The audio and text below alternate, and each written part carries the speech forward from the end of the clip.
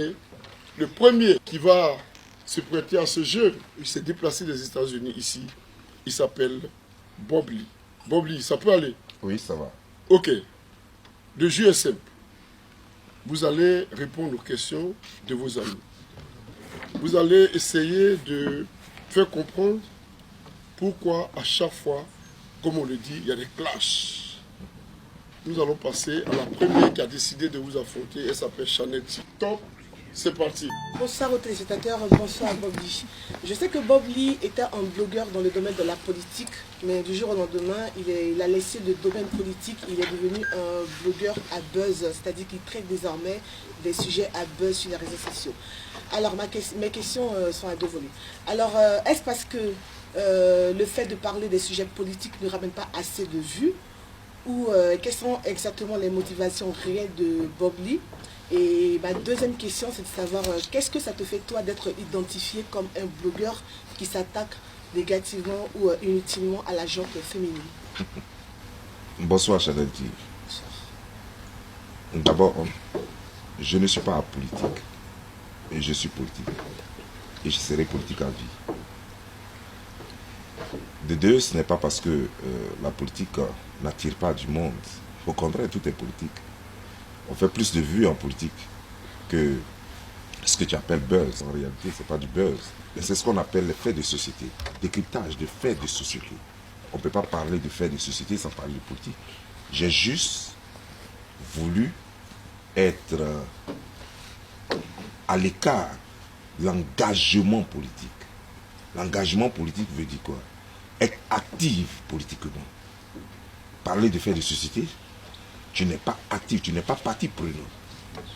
Mais ceci dit, tu as un droit de regard sur la société, donc sur la politique en général. Concernant la gente féminine, ce sont les mauvaises langues. Les mauvaises langues me reprochent d'être méchant, il faut le dire, vis-à-vis des femmes, vis-à-vis de la gente féminine. Mais qu'est-ce qu'on appelle la gente féminine? J'ai une mère, j'ai des soeurs, j'ai des nièces, j'ai des cousines, j'ai des enfants qui sont nés de femmes. Comment pourrais-je, dans ce cas, m'attaquer à la gente féminine? Je m'attaque à des femmes qui ne méritent pas le respect de la société. Je m'attaque à des femmes qui déshonorent la gente féminine. Je m'attaque à des femmes qui ne connaissent pas l'utilité de la femme dans la société. Je n'ai rien contre les femmes. Je fais tout cela pour le respect et dans l'intérêt des femmes. Alors, bonsoir Bob Lee. Bonsoir Aya. J'espère que tu sais qui c'est. Oui, Je suis Aya Robert. Aya Robert. Ma question c'est, pourquoi quand il y a un sujet sur la toile qu'on développe tous, tu restes longtemps sur le sujet en fait. C'est-à-dire que quand tu prends un sujet, même quand le buzz passe, tu es encore dessus en fait. Qu'est-ce qui te motive à rester longtemps sur des sujets? Merci Aya. La répétition est pédagogique. Souvent on a besoin de répéter certaines choses pour qu'elles prennent valeur. Les circonstances nous amènent souvent à comprendre que certaines personnes mettent du temps à comprendre. Donc on les appelle les durs d'oreille. Je suis souvent obligé de répéter avec un langage différent, faire comprendre aux gens ce qu'ils ne pourraient pas comprendre ou ce qu'ils ne sont pas préparés à comprendre. Vous voyez, dans cette société, nous parlons souvent le même langage. Nous utilisons le même dictionnaire. Nous avons souvent même le même langage maternel. Mais souvent on ne se comprend pas. Il vous arrive, toi, Aya, de ne pas t'entendre avec ta propre mère souvent. Ton propre frère, ta propre sœur, ton ami d'enfance, ton ami d'études. Mais pourquoi? Alors que vous parlez le même langage. Parce que les gens ne peuvent pas comprendre ce qui est dans la tête de l'autre. Il faut souvent expliquer. Et user souvent de malice. Souvent, je ne dirais même pas malice. Il faut souvent user de d'autres langages. Des théories différentes, je dirais, pour pouvoir se faire comprendre. Je n'insiste pas par méchanceté. Je ne veux pas heurter les gens. Mon intention, ce n'est pas d'humilier les gens. Mon intention, ce n'est pas de condamner la société. J'essaie de relever les tares de la société.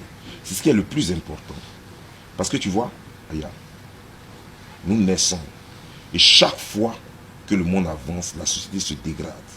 Il faut souvent des gens de bonnes mœurs pour redresser cette société. Et si nous avons peur de prendre nos responsabilités, ce sera le chaos. La fin du monde même arrivera avant la renaissance de Jésus, je dirais. Et c'est ce que je fais. J'ai souvent mal compris, à telle enseigne que les gens me blâment. Mais la plupart de ceux qui me blâment, c'est ceux qui ont beaucoup à se reprocher. Parce que je suis aussi acclamé. Ça, on le dit moins. Mais allez-y voir dans mon inbox. Allez-y voir dans les rues. Comment je suis acclamé. Comment les gens m'embrassent. Comment les gens prennent des photos avec moi. Et vous comprendrez que je suis aussi aimé. Et même populaire dans mon domaine. Bonsoir à tous. Bonsoir Bobli. Bonsoir Lodi. Pourquoi tu te sens obligé de recadrer, comme tu dis, par des injures et même aller au-delà de la personne? Ok. Lorsque tu dis j'insulte les gens, oui. Je n'insulte pas les gens. Je qualifie leur façon de faire les choses. Une prostituée, je l'appelle prostituée. Une personne méchante, je dis qu'elle est méchante. C'est ce que je fais. Mais sache que je n'ai jamais insulté quelqu'un sur les réseaux sociaux sans que la personne ne m'insulte pas auparavant. Ça, c'est un principe que je me suis imposé moi-même. La plupart des gens dont j'ai insulté, soit les parents, c'est ces personnes qui m'ont insulté en premier, mes parents. Je ne suis pas le genre d'animal qu'on veut peindre sur les réseaux sociaux. Je ne suis pas le démon qu'on veut faire croire aux gens. Je suis un homme réfléchi, vous l'avez dit tout à l'heure. Je suis intelligent et j'ai eu une éducation de base. J'ai quand même un niveau universitaire. J'ai même un diplôme à l'appui. Je ne suis pas les gens dans mon quartier comme je veux. Je ne manque pas du respect aux gens comme je veux. Mais il y a une chose, quand tu es caricaturé tous les jours sur les réseaux sociaux, quand tu es insulté, ta famille est vilipendée, tes enfants sont vilipendés, mais dis donc, ça te fait sortir du gond par moment. Tu ne peux pas te taire en face de cette méchanceté. À un moment donné, je réponds, oui. Mais lorsque je fais mes vidéos, que je fais des décryptages, où j'éduque, je n'insulte pas les gens. Ne confondez pas les moments de colère et mes vidéos de décryptage. Ne confondez pas mes moments de colère et mes vidéos de décryptage. Parce que vous savez, il y a la manipulation sur les réseaux sociaux.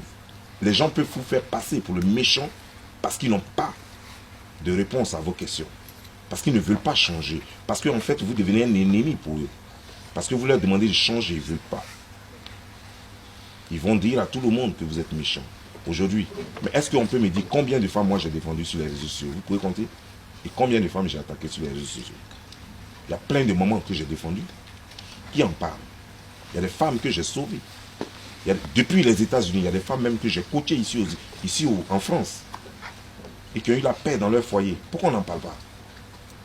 Lorsqu'on vilipendait Reine Pélagie, les gens étaient où? Lorsqu'on vilipendait certaines personnes, certaines femmes, les gens étaient où? Lorsque je les défendais. Pourquoi on veut retenir lorsque je suis en train de recadrer une femme et on ne parle pas de ce que tu fais de bien? Seulement, les ennemis n'ont pas, ils n'ont rien à me dire. Ils ne peuvent pas me combattre. En fait, combattre mon verbe, c'est tout.